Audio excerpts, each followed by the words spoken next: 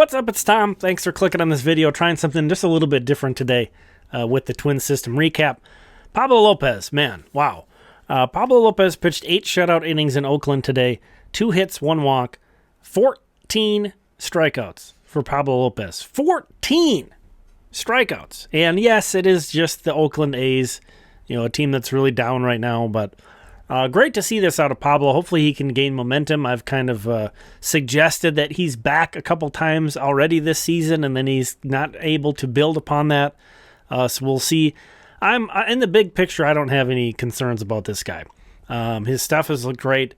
The numbers don't. I understand that. His overall numbers don't look great, and that has been disappointing. But, I'm not sure we'll see much more of this. He's not going to go out and throw 8 shutout innings with 14 Ks every time, but I do think we can expect to see a Pablo López closer to what we saw last year. I do think the league is kind of catching up on the sweeper as a pitch in general, and that was such a key development for Pablo last year. I think major league hitters are getting used to that pitch to some degree, so I think that is part of the reason why Pablo maybe has struggled to some extent this year, but the changeup was his main secondary today. And that is a special pitch. That's nothing new. That's a pitch he's always had. Tremendous offering from him. Again, 8 shutout innings, 14 Ks. You see that. Griffin Jax with the save, and he was fired up about it. That was really cool to see him get in there. Twins win 3-0, so it was a tight ball game that they win at Oakland. And Griffin Jax picks up his 7th save of the season, striking out 2 in his inning, throwing a whole lot of strikes from Griffin Jax and Pablo López. On the hitting side, Byron Buxton crushed a home run in the top of the 2nd inning. You see here, this was a blast. My goodness. If this guy gets going, that's such a huge factor for the Twins. If Buxton gets hot, and when he gets hot, it's something to see. See there, 112 exit velocity, 432 on the distance. That's a big boy shot. So again, the Twins only scored 3 runs today. Buxton drove in 2 of them. You're seeing an RBI double he hit a little bit later in the game to score Santana, and he and Carlos Correa and Royce Lewis were having a good time. It's great to see. So here's a look at all the hitting performances from the Twins. 2 hit games from Santana, and again, Buxton. Buxton drives in 2 of the 3 runs. Buxton has the only 2 extra base hits in this game for the Twins. So a huge lineup carrying performance from Byron Buxton. A welcome sight. Speaking of disappointing numbers so far, Byron Buxton's been pretty disappointing offensively. So good to see him in center field, though, and playing, contributing there. That's been a big difference maker for this team in general to be able to have him in the center and open up DH for guys. So that's been huge. But Buck, if he can do what we know he can do, this team, this is going to change. I'll put it that way. This is the current AL Central standings. I don't love to look at standings a lot, especially earlier in the year. I still think it's kind of too early for this on a daily basis, but we could talk about it on a weekly basis now. Take a peek at the standings. Cleveland's still playing really well.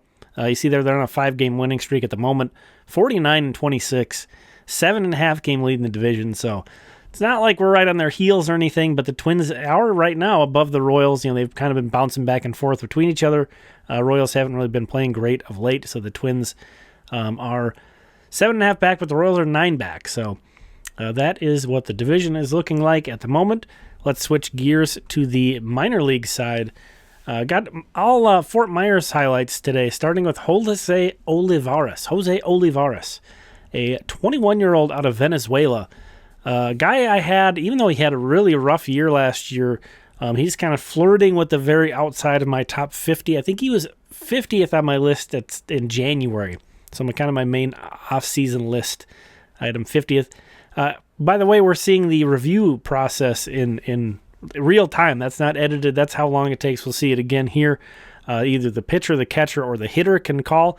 And you see the instant. That was the St. Lucie hitter. The opposing hitter was, before the ump even got his call through, challenged it. This is how long it takes. That's it.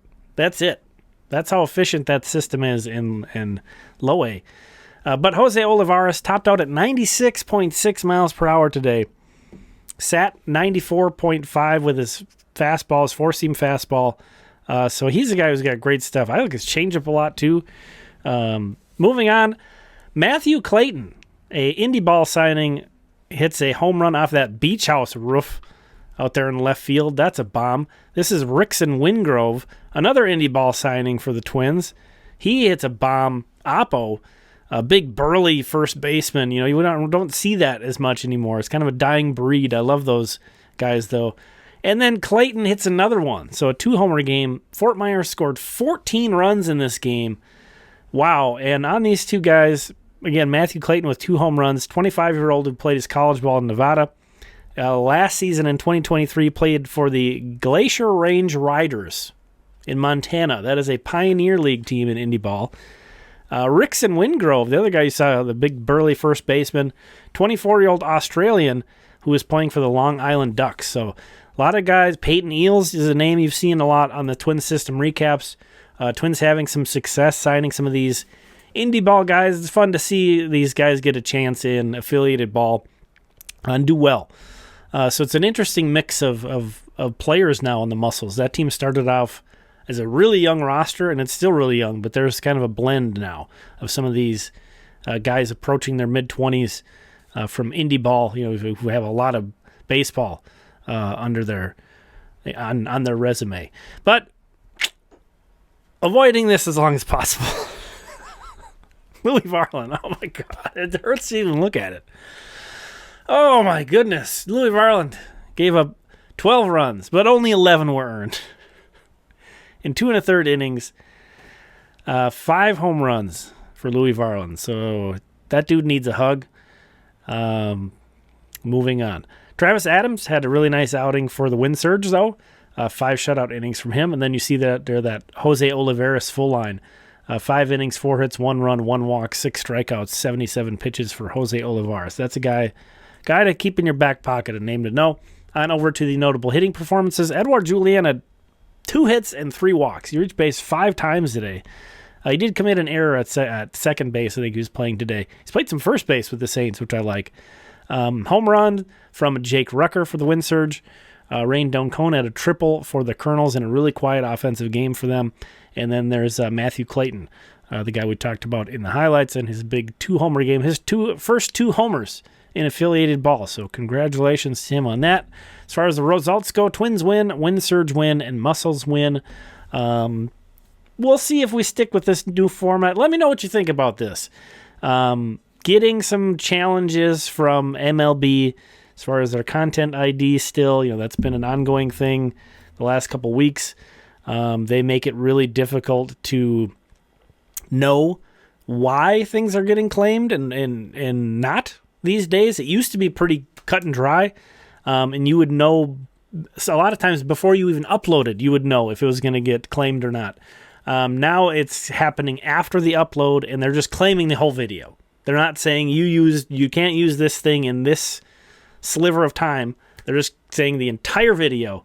So it's just been challenging, and I'm trying to work through it and find creative solutions. And this is kind of one that I'm hoping kind of will, because it's just a bot. It's not like there are people manually reviewing these things. They just have a bot that goes out and looks for their content. If I get claimed enough, they will probably send manual people to look at videos. But at this point, it's just a bot. So I just need to figure out if I can get myself on here, if I can, make the aspect ratio on the screen a little bit smaller and put some other graphics in here. Is that going to appease, is that going to be transformative enough to get that bot off my back? So that's what this is. Let me know what you think about that. I really appreciate you checking this one out. We'll talk again soon.